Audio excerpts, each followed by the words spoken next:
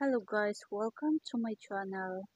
So nandito po tayo ngayon sa Philippine Medical Test System Clinic na kung saan dito po ang referrer ng MIP agency at saka Medical Agency na nagme-medical ang mga applicant sa bansang Taiwan for factory worker, caretaker, and bansang Hong Kong for domestic helper.